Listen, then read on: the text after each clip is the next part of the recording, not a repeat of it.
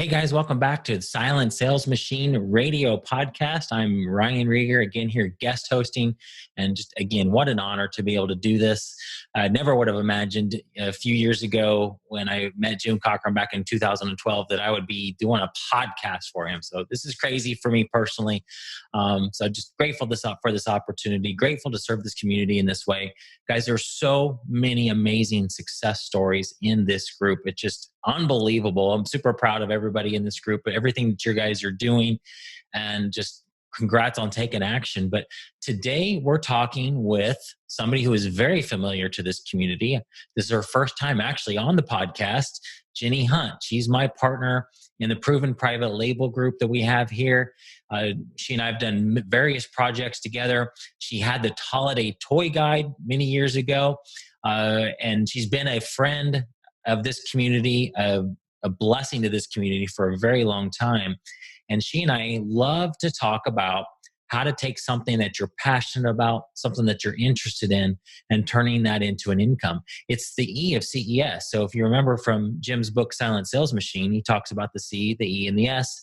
And we talk a whole lot about selling physical products in this community because it's probably one of the easiest, lowest hanging fruit opportunities out there on the internet.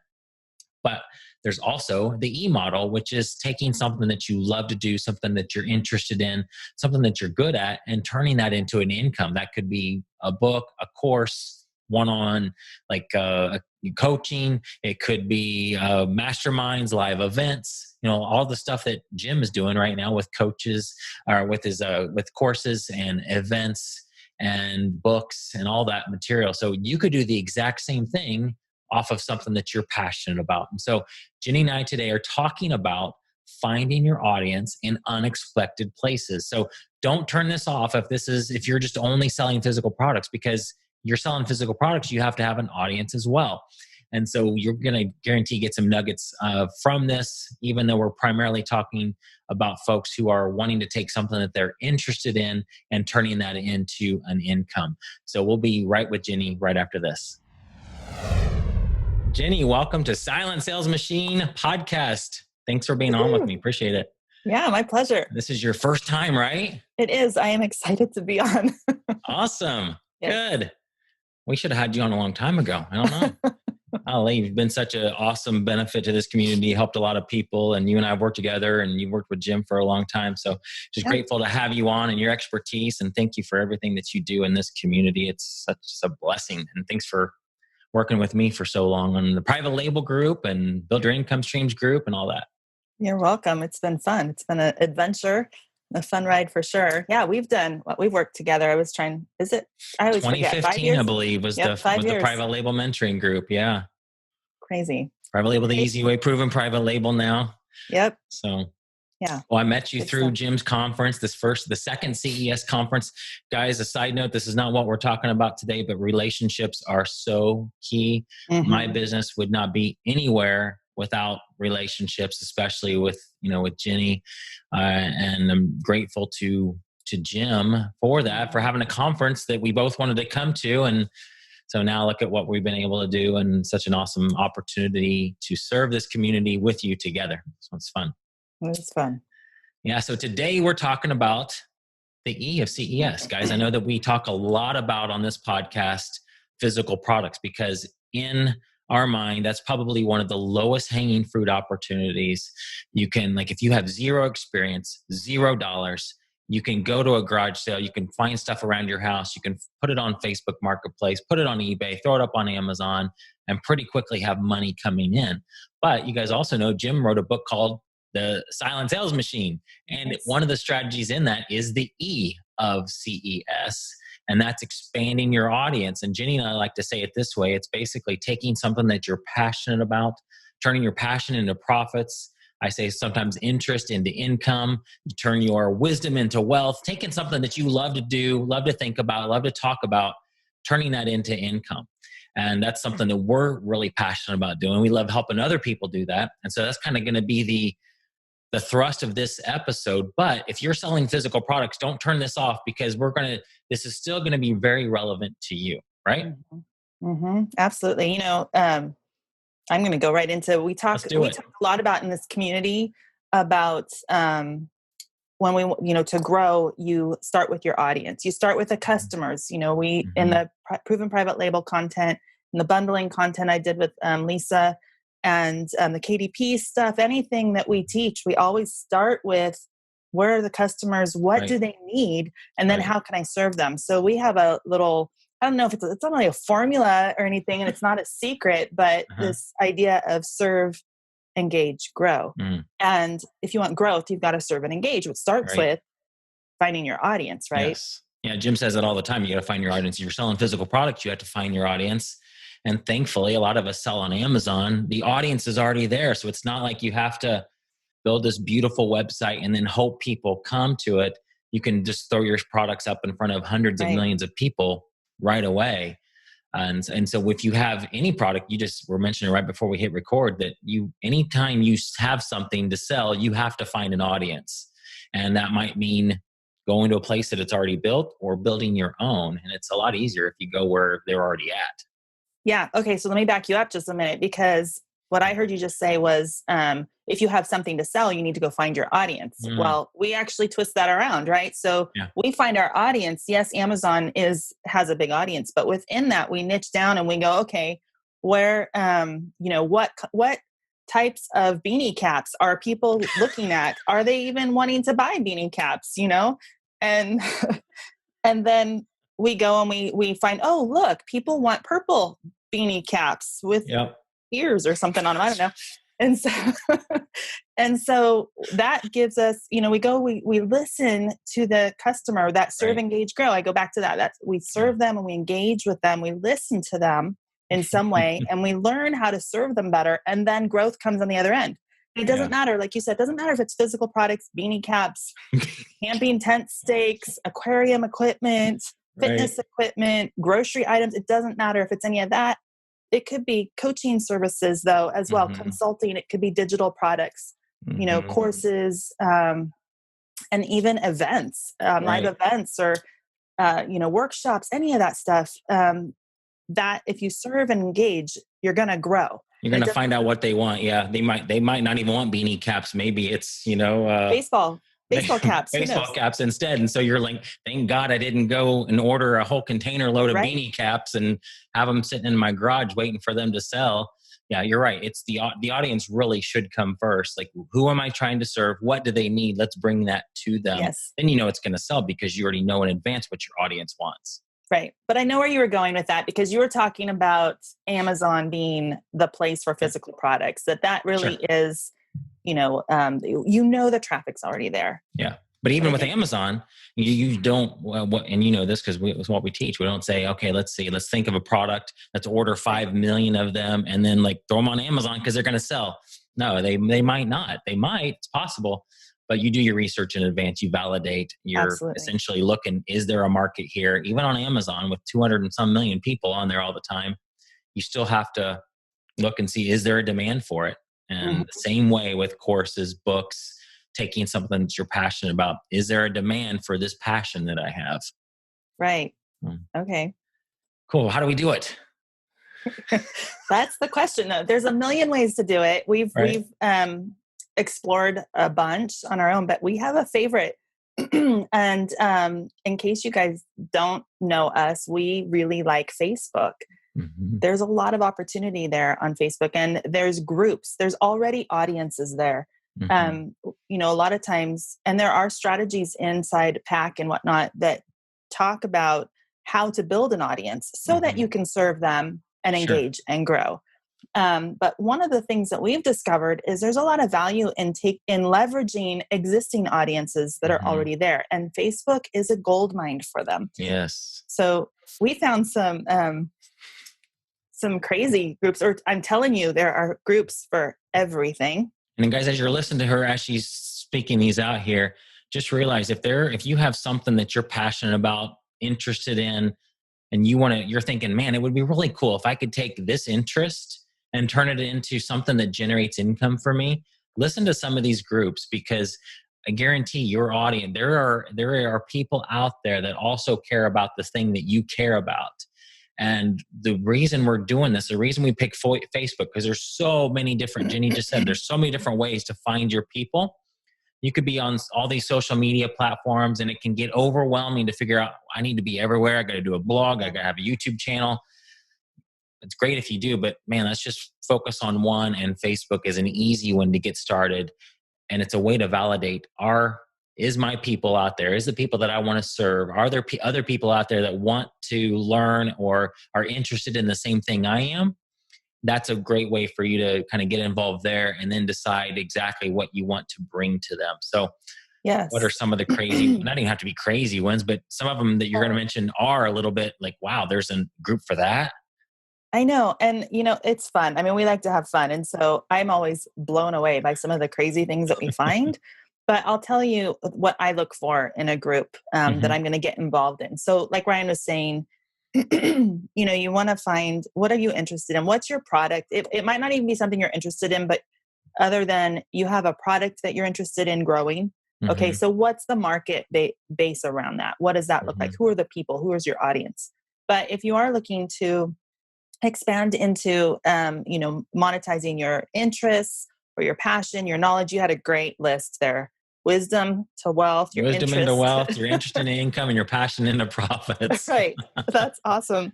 Because it doesn't have to be the reason we stop at passion or don't we go further than just passion, because there's some things that people would disqualify themselves because they're like, I'm interested in hockey, but it's not my passion. Therefore, I can't turn it into income unless I'm like super passionate about it. And that's not necessarily the case. Exactly. You don't have to be. I guarantee most people who are selling on Amazon aren't necessarily passionate about the products that they're selling.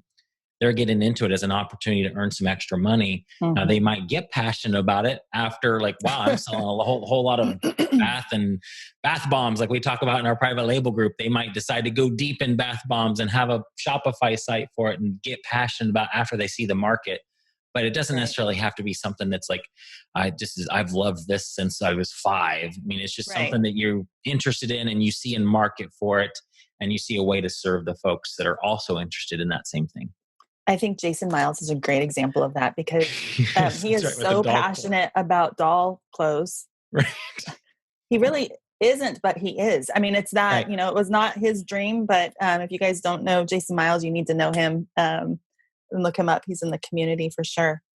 Okay. So that is so important because this isn't even on my list, but what really caught my attention was this Instant Pot recipes group.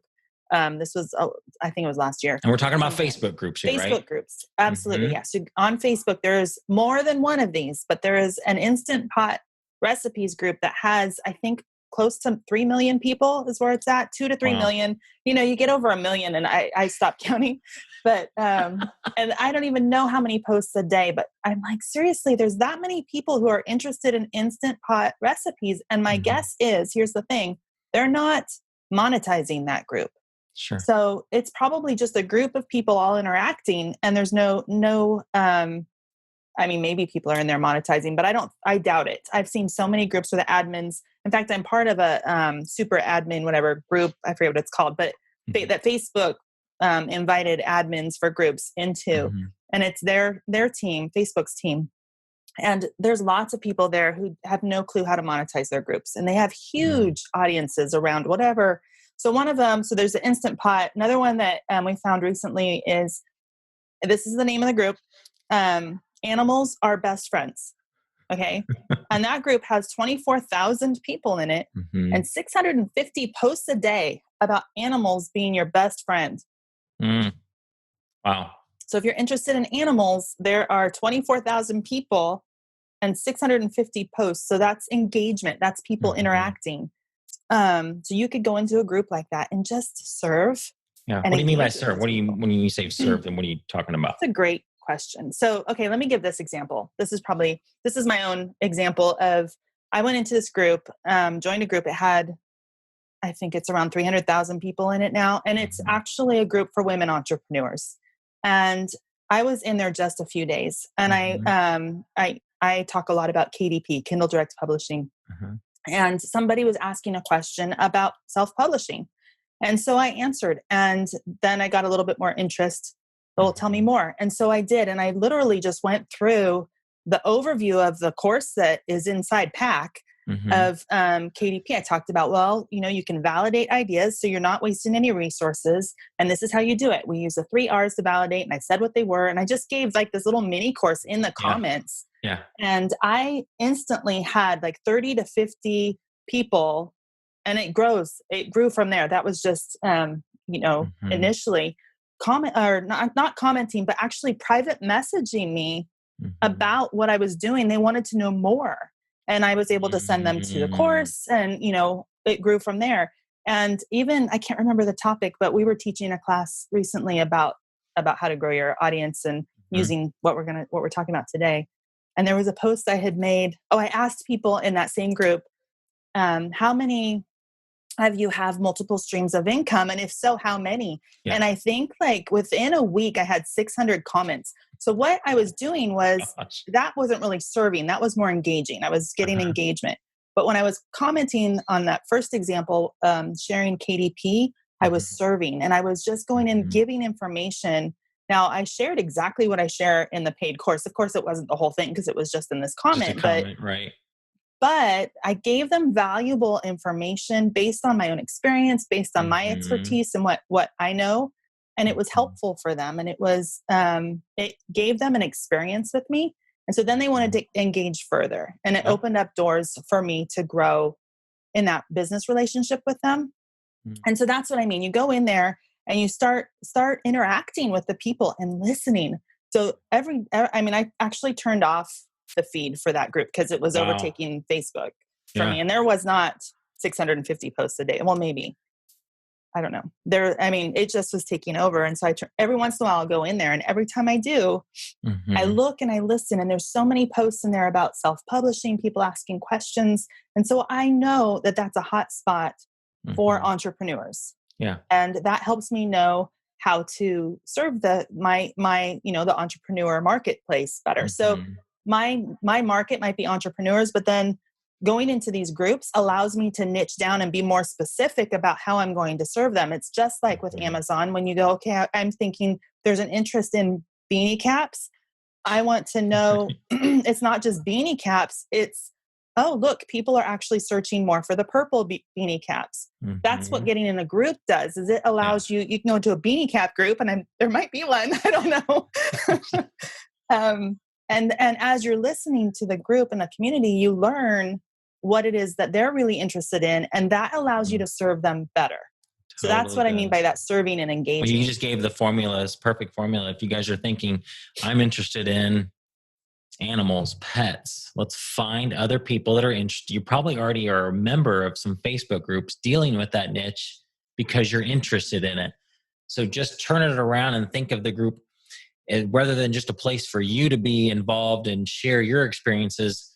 What is everybody else posting? How can I help this person, these people? What questions do they have? Where are they getting stuck with certain things? If you can answer those questions, you just answer them, and they're naturally going to say, man, Jenni seems like, I don't know who this Jenni person is, but knows what she's talking about related to multiple streams of income or Kindle Direct Publishing. They're going to click on your profile, see that you have a course, see that you have other Facebook groups, and they might private message you, like you said, some of them did. And then you can get them into your course, get them your lead magnet, say, hey, I wrote a book about this. If you have a book, send them to your store. If you have products that that you're talking and you're not doing it. You're not going in, and you never did this. You never went in the group. Hey, everybody, I'm Jenni Hunt. Right. I have a book about how to, find your sweet spot and turn that into revenue. You're not posting like that in these groups. You're serving, and naturally people are coming to you because they see how helpful you are. They want more, they're seeking. And then that opens the door for you then to, offer them something. Yeah. And what's really cool is they are very qualified leads. I mean, they're eager. They're eager. And because you have served them well. And how much did this cost you to do that? Zero. Zippo, no money. So if you're doing coaching or something like that, this is a great way to be serving. And then you just get them on a discovery call or something like that. Another idea too. So let's say that you guys, some of you are thinking, gosh, I would really love to do something else or make some extra money besides just selling on Amazon or eBay. You've bought into the PAC course. You think it's awesome. Well, there's something called affiliate income. This is just a side little note here. If you really wanted to implement this strategy, you love helping people. Maybe you're already a moderator in the MSC community. You've already been serving in there. You know that there's other people out there that need to know about what we talk about in this group and on this podcast. So just go and serve them. You don't have to have your own course. You can just say, hey, look, you know what? You to start finding people that need to make extra money and start implementing this strategy. They're going to private message you. Hey, do you have a book? Do you have a course? Well, you could even say it's your course. Maybe if maybe some of you mods have input content in there. So you could say, I help put this course together. Or maybe I just went through this course and now I'm selling on Amazon and I make $1,000 extra a month. If you give them an affiliate link, you guys can set up an affiliate link with Jim's team.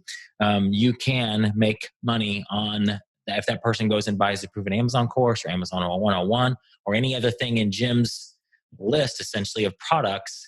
If they go through your link, you'll get paid for it. So we didn't plan on talking about that, but that's another way to serve people. If you don't want to, if you're thinking, gosh, I'd love to do this, but I don't want to create my own course. I don't want to do an Amazon course. I don't want to write a book about all this. Jim's already done this. I just want to help him and his community. There's still a way for you to serve people outside of this community and be able to earn some money from it. Just share your testimonial and your experience and point them when people want, hey, I want that experience too. You can point them to the group using your affiliate link and boom. Yeah. Absolutely. That's awesome. Yeah. So you guys don't have to be, necessarily thinking you're going to be a Jim Cockrum and do this and have a big community and a big course and a big group. You could do this just on your own. You probably are already involved in other groups related to online selling or entrepreneurship. And you know that what we teach in this group works. So why not share it and be able to earn some extra money at the same time? Yeah, but I do think it's important, Ryan, a lot of groups, and you mentioned this, a lot of groups have rules, no self-promotion. And I think that's kind of rude to go in and just, like you said, hey, guess who's in the room? You don't. I'm the beanie cap guy. That's just probably not going to work so well for you. I mean, beanie caps. It takes a special kind of person, I guess. I don't know. No, that breaks the rules. You're going to get kicked out most of the time if you're going to do that. And that's not the focus. You go in with the attitude of serving, go in with the attitude to engage. Honestly, that's what I did and what I've done. I know I can go into this group any time of day and just poke around for about 5 minutes, answer a question, and boom, I'm overwhelmed with a response. And so it's amazing to me, but it's so multifaceted in a way, or lots of layers to it, because it really does refine how you're going to serve. And that's really valuable. But it's a win-win. You are serving and you're learning and you're also, likely able to generate revenue from it. So, but I do think also it's really important, going back to what you said at the very beginning, I think people get stuck in, I've got to figure out what is my sweet spot and what am I passionate about and what is my deep, what's my purpose in life. And that's what I need to do. And, I think there's a lot of value in sitting in that space and dwelling on that and discovering that and exploring. However, do not let that hold you back, because I want to go through this list really quick, because there's some really weird things out there. Not weird, just unexpected. Like I find these and it's like, seriously, there's that many people in a group about that, and they're talking about it. Like you have to talk all day long to have that many posts in the group. I mean, it's just crazy to me, but I see this over and over and over. I have a list of probably over 100 groups like this. And so if you're looking for a group around your market or and to figure out who your audience, refine that. And you want to know, is there we talk about validation. So how do you validate groups? That's really kind of where I'm getting to. Yeah. How do we know, okay, yes, this group, there's an audience around this topic because of this group. It's evidence of that. So I just throwing this out there. I look for, it doesn't even have to be that big, 1,000 people in a group. And you can actually go less, but I look for 10 posts a day. 10 posts a day in a group tells me that there's some engagement. Yeah. And a lot of times there's multiple groups around a niche. Yes. Right. So don't stop with just one. Look into, because it could be a new group that's just starting out. But anyway, go ahead. I know we're talking about joining somebody else's audience, but just know that, like, if you're passionate about something and you're not seeing a bunch of groups, or there's some that aren't too engaged, you can even create your own. It's free to do that too. I know today we're talking about joining where the conversation's already happening. But we've seen massive success with free groups, like My Silent Team's a perfect example. Exactly. It is. Okay. So another group I guess going to share. So I talked about animals are best friends. Another group is foodtography. I had to think about that. Foodtography. Everybody likes taking pictures of their food, I think. Yeah. I don't know. For some reason, it's like, man, I got to share this experience with somebody because this is so good. So we take a picture of our food. This is a smaller group, 2.2 thousand people in this particular group. I bet there's more. And 70 posts a day. I mean, that's 70. It's probably people just posting pictures of their food. But if I was doing food photography for food, or even if I had, any type of photography stuff, I think I would want to be into that, get in there and start seeing what are these professional? They might not even be the group, but you'll get those answers. Is there a group of professional food photographers, or are these just people, teens sitting there posting their pictures of their frappuccinos or whatever?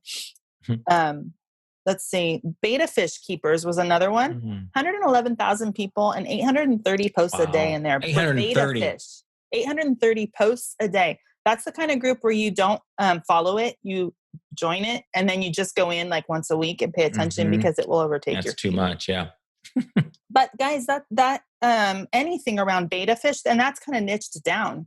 So it's not just ocean. I don't even know. Do beta? I imagine they live in the ocean, but are they freshwater? They're freshwater, so they probably don't. I don't even know where beta fish live in the wild. I don't know either.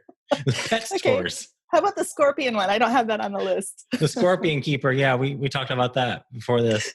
I forget how many people were in that, but I didn't know that people actually had scorpions as pets, but they do. I think it must be a Texas thing, except for that. Maybe that'll be Callan's first pet. Scorpion. Yeah, right. Anyway, a couple others just real quick along the fish tank talk. If you like to, there's a huge industry around aquariums. 179,000 people in that particular group with 670 posts a day. You get in there, you start serving, you engage with the people, you learn, okay, what about fish tanks? Where are people stuck?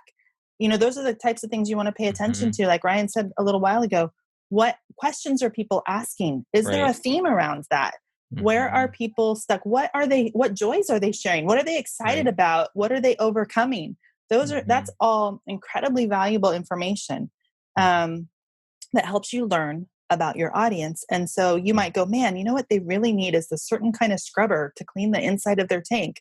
And I happen to sell one, or I know a supplier and I can turn that into a private label. And, maybe there's some sort of partnership you can do with the admins for the group, or who knows? So there's lots of opportunity. I go back to that: serve, engage, grow. Yep. Because if you want growth, you've got to start on that serving and engagement side. And the growth will be a natural byproduct of that. So what would you say if there's somebody that's like, man, I really have like 3 things that I could potentially do? Would you kind of explore all of them and start to narrow it down? That's what I would probably do, because I think, okay, here's an example. If I was selling coffee, and I use this example a lot, I remember I like coffee. I haven't drinking it in like a year, but I love coffee. And I like good coffee. I'm in the Pacific Northwest and there's a lot of good coffee. Yeah. And I remember Barrington telling me that, go get Folgers or something out from Walgreens because it's like selling off the shelves. Like, go get it.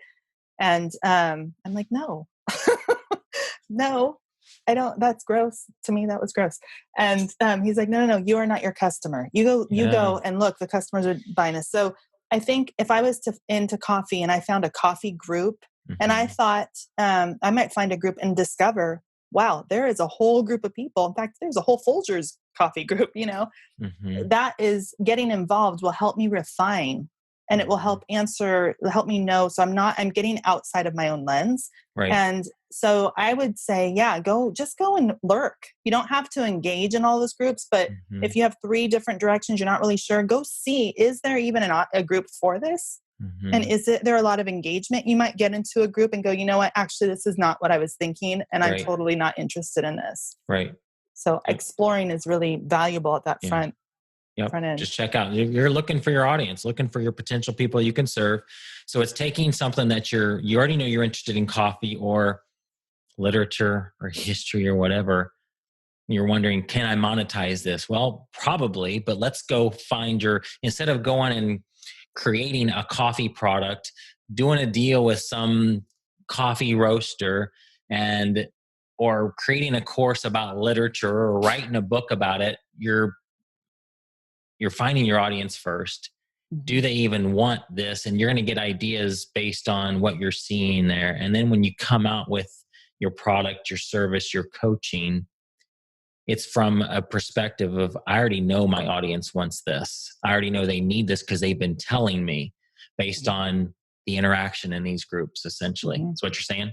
Yeah. And, just a little bit deeper than that, to continue that train of thought, if you're looking to monetize, but you don't have a clue how.